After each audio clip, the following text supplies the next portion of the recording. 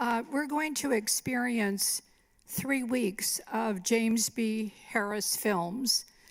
And I actually have to admit, I had never met Mr. Harris before, and it was really a pleasure to meet you. He is a veteran Hollywood industry figure, and he lives in Rancho Mirage, and he's made an indelible impact on American cinema, serving triple duty as a producer, director, and screenwriter. He partnered with legendary director Stanley Kubrick to produce several provocative classics, including The Killing, which we'll see today, Passive Glory, and Lolita, before moving on to produce and direct The Bedford Incident, along with a number of other feature films, working with the likes of Sidney Poitier, Richard Pryor, James Woods, Wesley Snipes, and Dennis Hopper. To introduce today's film and guide us through the rest of this afternoon's program is Rancho Mirage's own Stephen C. Smith. Stephen is not only one of our favorite presenters here at the library, but he is also an award-winning producer, filmmaker, author, and historian. I would like to point out that my husband, Abe Ostrovsky, and I have underwritten this series, and my husband said, it does sound a little odd that we're underwriting The Killing. So with that, please join me in welcoming Stephen C. Smith up to the stage. Thank you.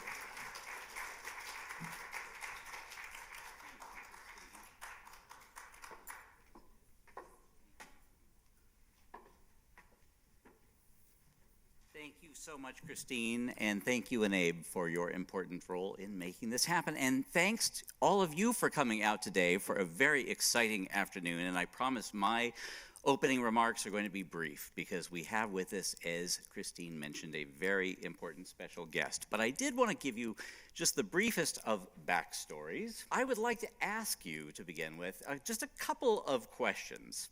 How many of you have seen the rare low-budget war film Fear and Desire?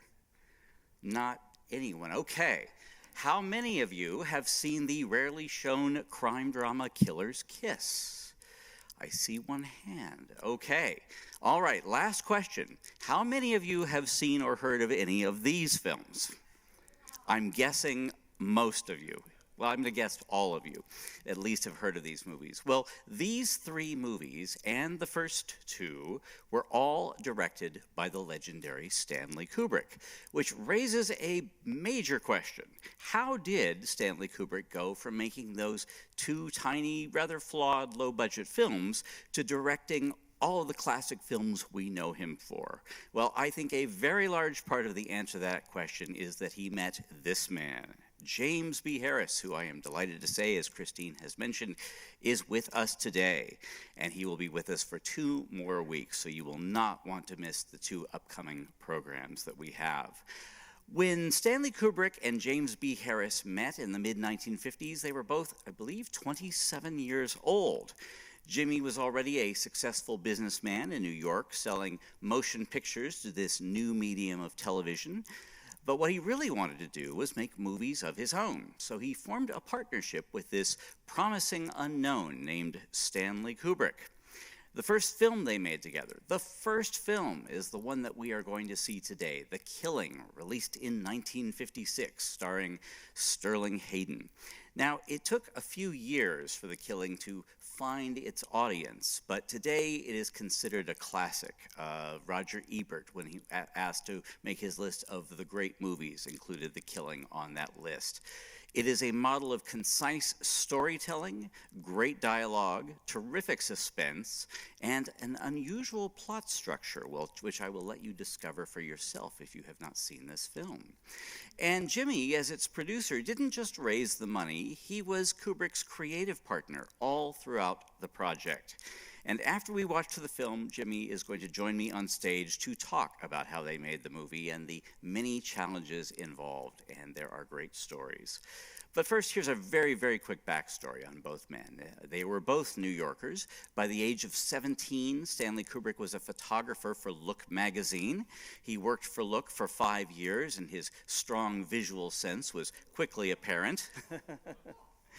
But for Kubrick, photography was just a stepping stone to making movies. And it's a testament to how confident he was that Kubrick directed those 2 low-budget features by the time he was 27. Well, one of those films, Killer's Kiss, got the attention of James B. Harris.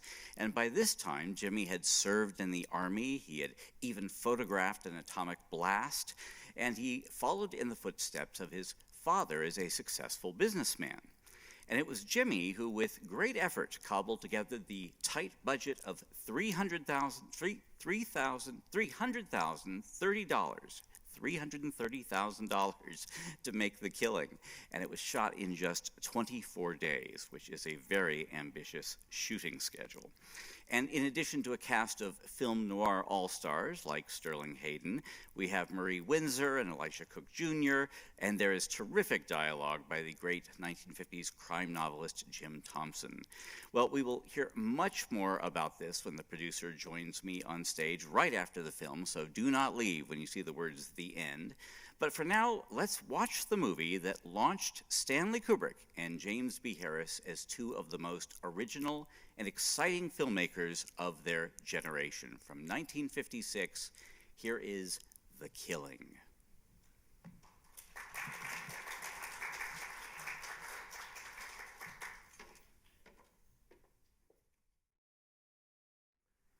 I love that the producer of The Killing has a cap with Snoopy on it. Because Jim is a very sweet person. Jimmy, I first saw you in the 1980s when I was going to film school and thought, how exciting. I got to hear how movies are made by this incredible producer, James B. Harris. And here we are, quite a few years later, and I have the pleasure to speak with you about this film. First of all, this movie holds up so incredibly. I feel more tense every time I watch it than the time before. Yeah, so do I. Yeah. I keep thinking they're going to forget their lines. You know? Exactly. And, in the 1990s, everyone was talking about this movie Pulp Fiction that jumped around in time. This was seen as such an amazing thing that the story was leaping backwards and forwards. And here you were doing it in 1956, taking a nonlinear story that was really a revolutionary choice for a film released in America, especially at the time. Tell me about how that came about. Well, I would like to think that Stanley and I were that creative that we could structure telling the story with all those flashbacks. But the truth be known, it was actually in the original book that we based the film on. But we did have the courage to stick with it, even though it presented a big problem in terms of what the viewers would think of trying to accept a story that bounces back and forth the way it does.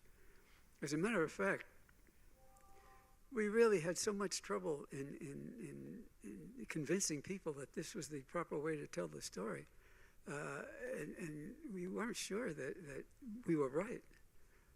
When United Artists finally booked the picture to open, I was really concerned about what was going to happen. So I asked the manager what he thought about the picture and what he thought the people would think.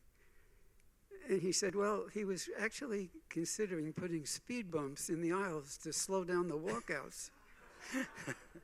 But seriously, we did open the film, and I was really concerned about how the people would react and what kind of business it would do, because I had a lot of money invested in this film at this time. And so it opened over a weekend, and I waited till Monday to call the box office to see how it was doing. And I got the girl at the box office on the phone, but I didn't want to be too aggressive. I figured I'd start with an innocuous question like, when's the next performance? And she was silent, and I said, when was the next performance? And she said, what time can you get down here? So I realized that we were in for a little problem in terms of audience accepting this. But Stanley, he didn't worry about that. You know, he told me that you just be patient, that this picture will eventually be a classic. He said it will eventually be a classic. Yeah, he said that I shouldn't be impatient about that and don't worry about what people would think. And he said, you'll see that you'll be, as the producer of a classic, people will be calling you for interviews and for screenings, and you'll have the phones ringing off the hook. Just be patient and wait and see. Well, I took his word for it. I felt that maybe I should be patient, and I was. And I sat by the phone. I didn't want anybody to use the phone because I didn't want it to be busy when all the calls were coming in. And so time started to go by, and I was wondering, maybe I was a little doubtful because after all, it's been 68 years. And then I got the call from finally the call came in, and guess who it was from? The Rancho Mirage Library. Well, and nothing happened in between those years. I think we can disprove that next week when you come back for Paths of Glory, which was the even more brilliant follow-up film. But going back for a moment to the notion of the time and the nonlinear structure of it, I have to say you found the book, Clean Break, that this was based on, and this was a turning point in the films of Stanley Kubrick and in your work because up to this time, Kubrick had tried to write his own films, and that was the weakness of those earlier movies, and you're the one who showed him to draw, encouraged him to draw on existing material, and all of his films subsequent to that were based on existing material to some extent. So that was your insight as a producer. And I think you told me that you showed the film to some friends, as you were discussing whether or not to keep the film in this style. Tell me about the thought process that went through and the brief second guessing you had about the way the movie was structured after you shot it. Well, people weren't ready for a story to be told in this form. Just watching it today, I felt it was pretty courageous on our part because flashing back it means you're holding up this story, and that could irritate people. They can start to get really hostile about it, and once you start to introduce the idea of a robbery taking place, people want to see what's going to happen. And the structure of the story as it was written in the book, and I thought really it was a wonderful way to tell the story, so different. That's what really drew you to that book, right? It really did, because you're following the participant in the robbery on the particular day in the seventh race from the very beginning of their contributions. We actually tried, when so many people at the beginning, when the picture started screening around, were giving us friendly advice, constructive criticism, as they called it, that we should run it as a straight line story. And before we delivered the film to United Artists, Stanley and I went back to New York to deliver the film, but before we did, we rented a screening room at 1600 Broadway, and we recut the picture in a straight line, or tried to. So it would be all chronological, no jumping around. That's right. And we looked at each other and we said, what are we doing? I mean, the whole reason that we got into this thing, let's stick to it. Let's believe in what we believe, because if you're going to fail, let's fail with our own ideas. Let's not fail with anybody else's. And we delivered the picture, we put it back to the way we just saw it, and delivered it to UA, and that was that. Yes, and it did receive a number of strong reviews, and I would just like to say that 68 years after it was made, we watched this film today. Right now in New York City, the largest theater showing classic cinema is showing The Killing tonight, by coincidence. That's how popular this film is today. Total coincidence. And here you are, and this would be your calling card in the industry, so you would think you would want to play it a little bit safe. Another thing that astonishes me is just the chutzpah, the confidence that your partner Stanley Kubrick had, being all of 27, I think, when you began this. Mm-hmm. He wanted to shoot the film himself, and we know he was a superb still photographer, but he was not allowed to shoot the film, right, because he wasn't in the union. And you had this magnificent top Hollywood cameraman in Lucien Ballard, who was not used to being told how to do things, especially from a 27-year-old who'd never made a major film before. So what happened? How did they get along? They didn't. Stanley had his own ideas about how the film should be photographed and what lenses to use and what kind of lighting and everything. And Lucian Ballard, who was a renowned cinematographer, wasn't used to a director telling him things like that. But Stanley insisted, and he won all the arguments. How could he lose? I mean, we were making the movie, and Ballard was merely an employee. I've never heard of this since, but I can't imagine it ever happening. But in this particular picture, Lucian Ballard did not come to what we call the dailies or the rushes. Where you look at what's been shot each day and assess it. Right. The cinematographer did not come to that. Yeah, he was. I guess what he did, he's probably got the Synexes from the lab, and he could tell from that whether everything looked okay. He didn't have to see it on a big screen. But I never heard of a cinematographer not coming to the dailies or the rushes, and that answers the question about how did they get along. Yes, I think one day Stanley said use a 25 millimeter lens, which is kind of a wide angle lens. And Kubrick left, and Lucian Ballard put on a 50, which is kind of a lens that our eyes really, it sort of closely equates to how we see the world.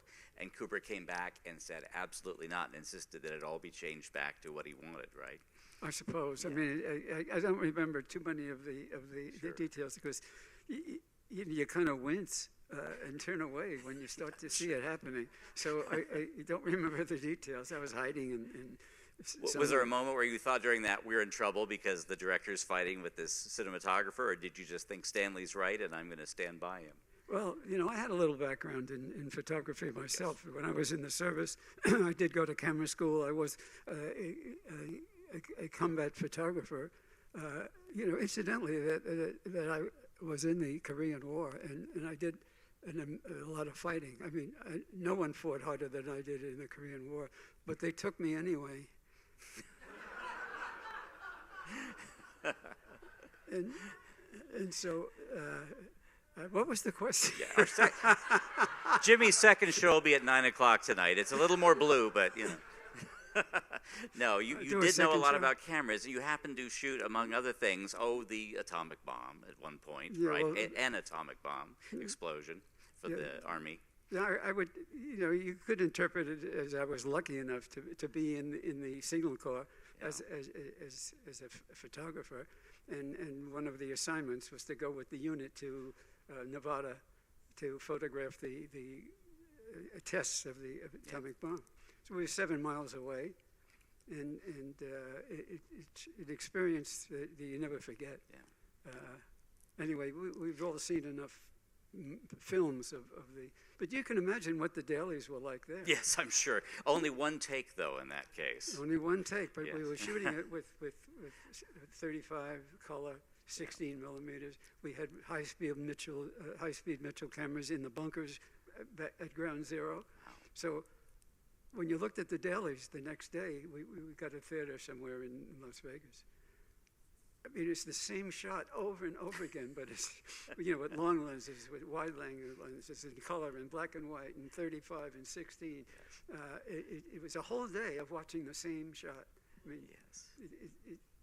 I guess, can you believe that the atomic explosion can get boring? Well, I hope I never have to find out. But it probably prepared you well for Hollywood. After that, probably nothing scared you. What was it about this young man, Stanley Kubrick, who'd never made a real film that people had seen with real actors? What made you want to form this partnership with him? I was really fed up with selling films. Television was just beginning, and I had this idea about forming a company to sell films to television because they all needed programming. And that proved to be fairly popular, didn't it? Showing movies on television after that. Yes. Yeah, that sure did. But it was already made programming. Yes. So anyway, when I had met Kubrick through a friend of mine who I was in the service with. He was a friend of Kubrick's, and he introduced me to Stanley. And I ran into Stanley once I was out of the service, and he had just finished his second film called The Killer's Kiss. And he remembered having met me and asked if I was interested in seeing the film. He was having a screening. Stanley, he knew that I was had a success as a distributor. And so after the movie, he asked if I could distribute his first film called Fear and Desire to television. And when he came to the office the next day, he apologized in that the film was not available. It was tied up in litigation, and he just couldn't deliver it. And so we really had nothing to talk about. And I was impressed with The Killer's Kiss, although it was kind of a made-up story, and it just seemed a bit. But it evidenced his ability as this young person to be able to do everything. He photographed it, he edited it, he directed it. I said, this guy is amazing. All he needs, he doesn't need an introduction. What he needs is an act. He needs material, and I figured this is my chance to get away from selling. I mean, if I could get together with this guy, and maybe in a combination of our efforts, we could make successful movies. Let's give it a try. So I introduced this idea, and he had nothing to do at that point. He had no money, he had no backing of any kind. And I said, Stanley, the thing that money brings to a filmmaker is the ability to acquire previously published material, which if you don't have the money to do that, you have to make up your own stories, and they're usually not as good as some authors have already created. So once we decided, okay, let's work together, we'll form a partnership, we'll be 50-50, so we had to find something to do. Well, after work that night, I went to a bookstore, I guess it's Scribner's on Fifth Avenue in New York, and I was just looking at the bookshelves, Mysteries and Westerns, and there was a book called Clean Break, and I looked at the flyleaf, and it described robbery of a racetrack, and I said, gee, this could make a good movie. And so I bought the book and I read it, and the next day I gave it to Stanley, and he read it. I think he was so anxious to do something that if I gave him the phone book, he would have said, let's do it, Anyway, of course, he responded to the material. But what came of this is that I think I educated Stanley, and he probably knew it anyway, is that from now on, anything that we do, and that it should really be based on previously published material.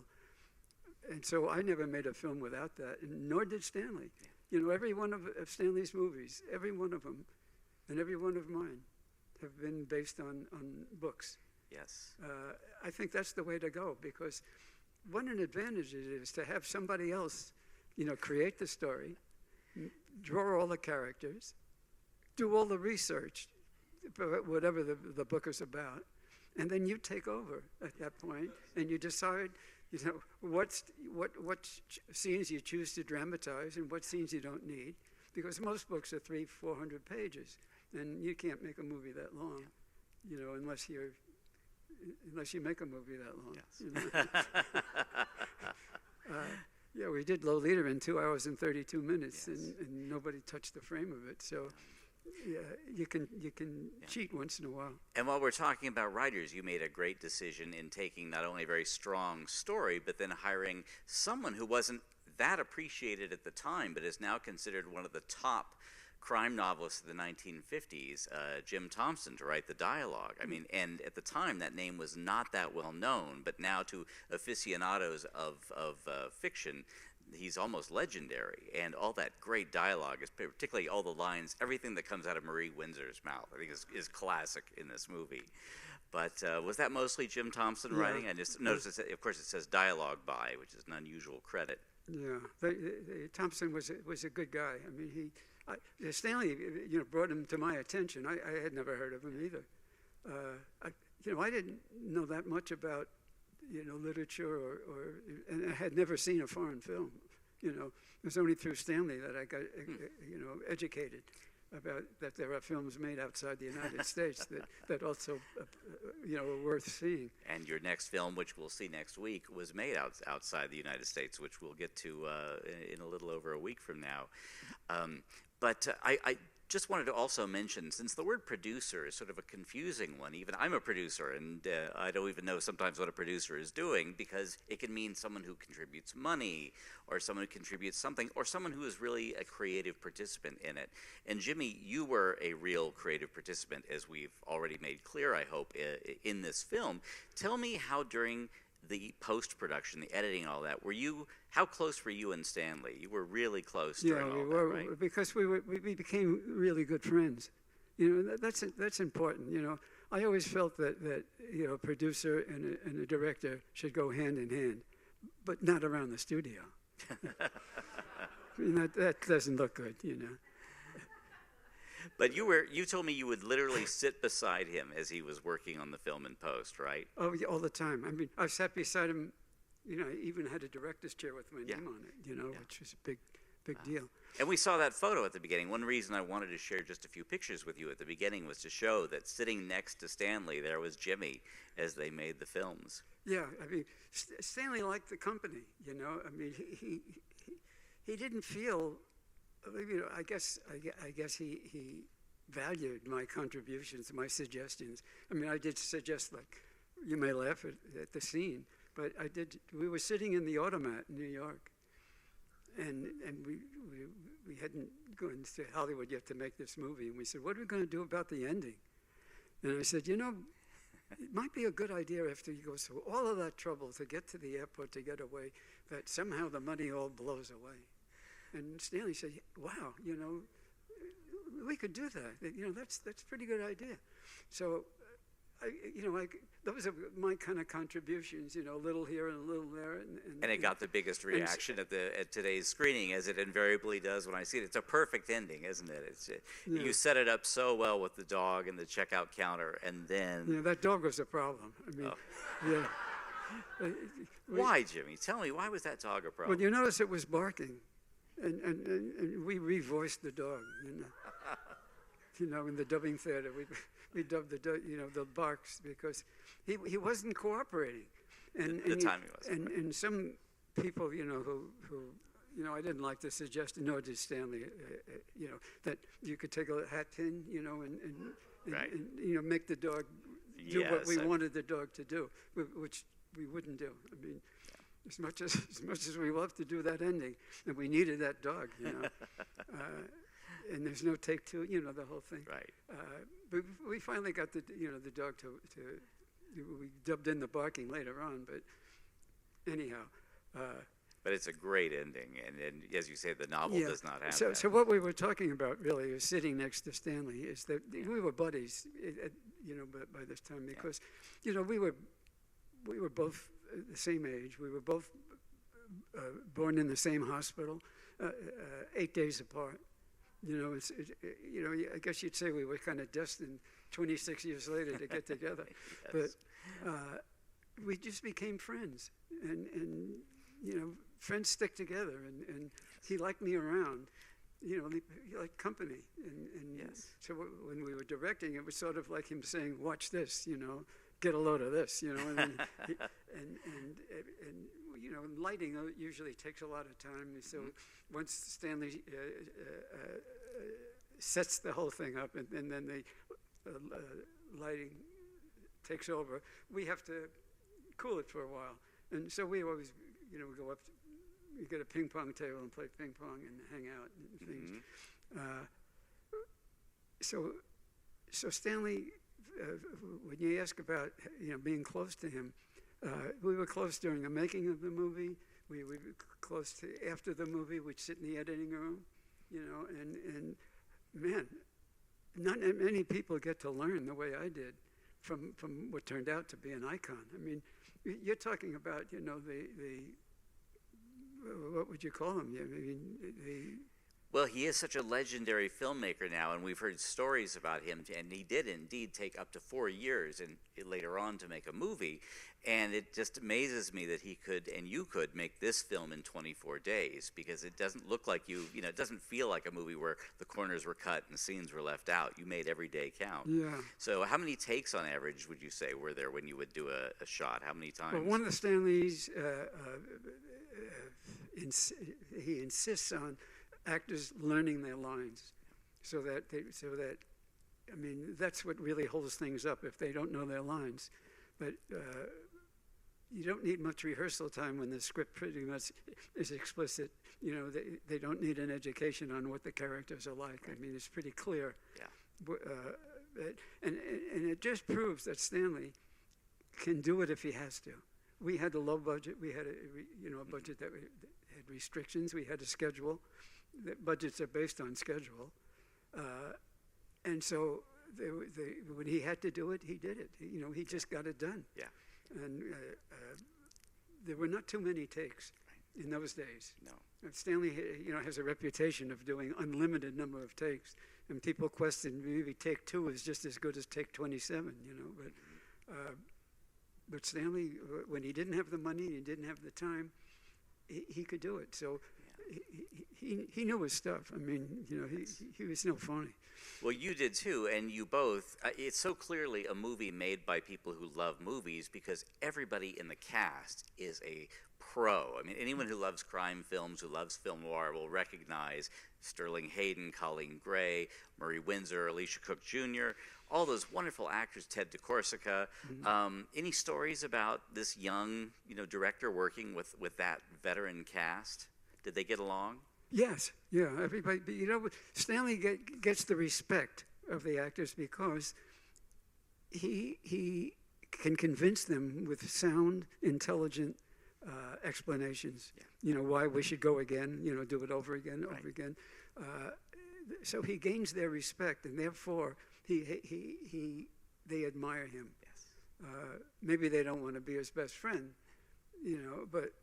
They certainly, during the working time together, everybody, at least when I worked with them, everybody sort of gladly did what they were told. Yeah. And he was a very fine chess player, even in his youth. And it's interesting that he added, I think that was his addition, the element of the chess club and the chess player, right? And that sort of reflects the way he thought. Yeah, well, the Coriani was a wrestler, and he did play chess. I'm shocked. And Stanley, most people can't understand him when he speaks. We were thinking of revoicing him, but we let it ride. If you listen real hard, maybe you can understand him. But he was a chess player from the 42nd Street Chess Club, where Stanley was a member. And Stanley was a good chess player. I don't know how to play chess, so it's one thing that we never did together. And he wasn't an actor, this guy, as you can tell. But he really comes through when he has to have his big scene. Boy, he does it. Yeah. He delivers. Yeah. Well, before we open this up for questions, and I do hope that you have questions or comments, Jimmy, are there any other stories you wanted to share from the making of this film? We'll talk about the next one, of course, in a few days. Not with this audience, no. Oh, okay. You'll have to come out later and get us one-on-one. No, that's those are the best stories I remember you telling me about it. So thank you, TJ, for your assistance. I'll let you, since I can't really see. Hi. I may be ignorant about this, but for films of that time period, this seems to me to have more than the usual amount of on-location shooting. And I was curious how many sets you actually had to build for this. I imagine the racetrack windows and maybe a couple of other things, maybe the apartment, or were you able to rent other things that were on the studio lot? But it's really impressive to me how much seems to be shot outdoors on location. With 24 days, you're guessing the weather and everything else. It just feels so gritty and so real for a movie from the mid-50s. Well, that was the intention. I'm trying to think of what we built and what was natural locations. I think all we built really was the Betty apartment, right? at the racetrack, the bar area and the betting windows. We built the apartment where Sterling Hayden outlines the whole thing, and everybody got shot. And those fantastic, I hope you noticed those great tracking shots where you just fly past the rooms as if there's no wall separating them. I think that's such a great choice. We shot the picture in Los Angeles because we couldn't find a racetrack back east because we're New Yorkers, and the story was written in the book to take place in the New York area. So we couldn't find a racetrack that would cooperate, let us shoot film at the track. So we were able to get cooperation from a track in the San Francisco area. I think it was Golden Gate. Yeah. And so we came out to Hollywood to do the film. And we sent our pal, Alex Singer, who introduced me to Kubrick when we were in the Army. You know, Kubrick was not in the service, but Alex and I were in the same unit. And Alex knew Kubrick. Yeah, and Alex grew up with Kubrick, so he introduced me. But we brought Alex along with us because he introduced us. He deserves to be part of the team. And we sent Alex up to San Francisco to shoot the main title stuff. Right, all the footage of the racetrack, yeah. Yeah. So to answer your question, we built very little. You notice the bus station, the locker rooms, the area where the outdoor scenes. Of course, we didn't build.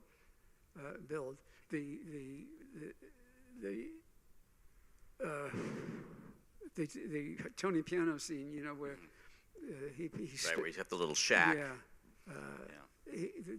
That existed. We used that. Anyway, United Artists would only give us $200,000 to make the film. And you needed about 130,000 Yeah, we budgeted more. at 130. They warned us not to put up any, do it for 200, because we get our money back first. If you put up any money, you have to wait for us to get out first. And they said, don't do it.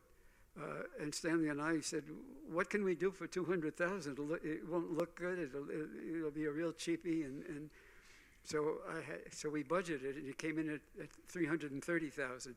So I had to raise that money, which most of it was mine. That I had made in distribution, and I borrowed 50 from my dad.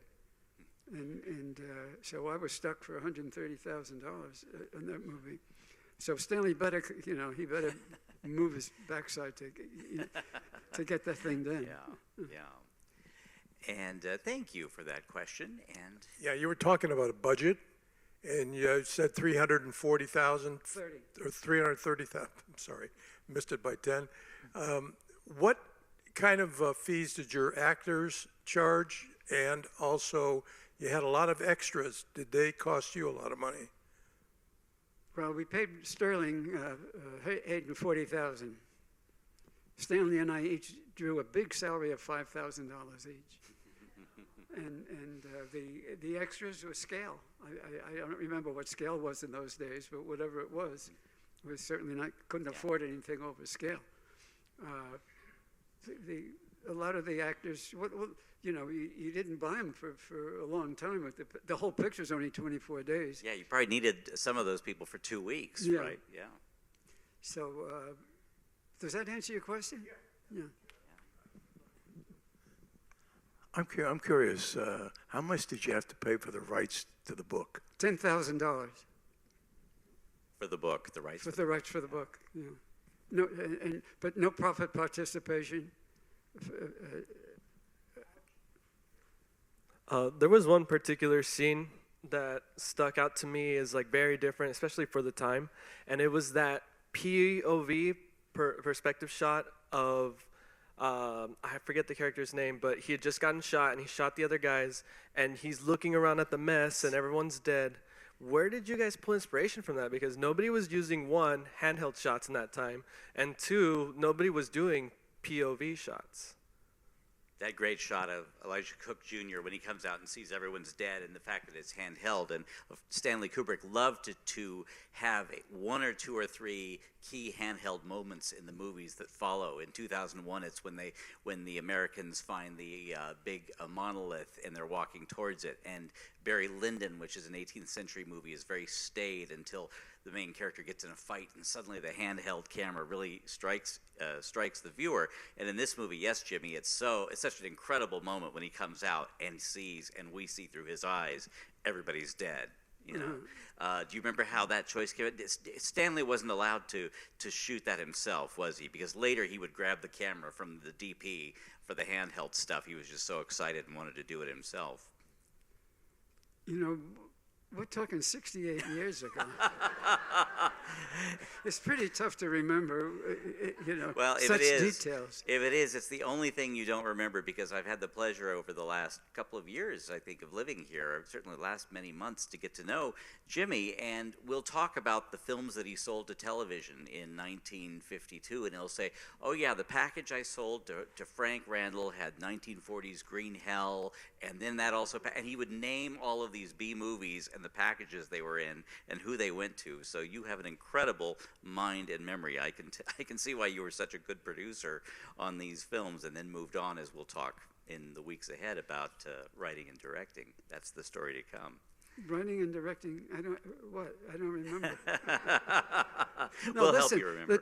I just want to tell you, along the lines of that last question, Stanley, when I met him, was really into cinematic techniques. He loved to move the camera, as you say. And one of his biggest he admired most was the director, what's his name, Max Ophuls. Max Ophuls, the French director, who loved to do very elegant camera moves. Right. Stanley was talking about a picture called La Ronde, no pun intended. But La Ronde. But La Ronde and the earrings of Madame de. Mm-hmm. And Stanley loved that the whole movement of the camera, which a lot of new directors, think, The way it just glides in a pre-Steadicam era, these beautiful I always shots. say, let's worry about the story. That's the most important thing, is the story. Stanley went on to be, we made a deal for Stanley to direct Spartacus for Kirk Douglas. Right. And this was the first time that Stanley was working with not only color, but a Technorama camera. Yeah. And Stanley discovered that when he was doing, his shtick with moving all that stuff, the camera would strobe. On the Technorama camera, yes. Explain what strobe. Well, it would cause the color to shift, and it just didn't look good, because Spartacus, of course, was an epic movie. The opposite extreme of a 24-day shoot like this one. And when Kirk Douglas, the star, was not happy with the director that had been hired, Kirk was also the producer. He fired the director and brought in Stanley Kubrick. This was 4 years after the movie we just saw. So Kubrick went very quickly from making his first kind of big movie to directing Laurence Olivier, Charles Laughton, Peter Ustinov, and a literal cast of thousands on that film. Mm-hmm. And next week, and I will put in this plug again because I hope everyone will come back for it, we're going to show an extraordinary movie called Paths of Glory, starring Kirk Douglas, the first time that Stanley and Jimmy worked with Kirk Douglas. And it's a moving, unforgettable film, remarkably as short as this film, and yet it feels like you have seen this kind of epic depiction of war and the human experience. And that film, which we'll talk about next time, so impressed Douglas that he brought Stanley onto Spartacus, and that enabled Jimmy and Stanley to just keep moving forward onto bigger and bigger things. Yes. So maybe we should, I don't want to interrupt you, Jimmy, but I just want to say we'll probably need to wind up soon, but I hope that that's a teaser to come back next week. And you saw Timothy Carey, who played the horse assassin, and thought, boy, that guy's really interesting and a little strange. Well, wait till you hear what he was like behind the scenes on Paths of Glory. That alone is worth coming back for. But Jimmy, I want you to have the last word today. So what would you like to say? other than goodbye? Well, leave them wanting more for sure. But is there anything else you wanted to say about the killing and what it felt? What did it feel like when you'd made your first movie? You had never made a film before, and you made this. Yeah, well, I didn't know what I would. I didn't realize that the picture would turn out. You know, we just wanted to make a good film. Well, let's go back one. We just wanted to make a film. You know? Then you say, well, as long as we're doing it, let's make it. You know, nobody ever sets out to make a bad film. Right. You know, so we wanted to make a good film.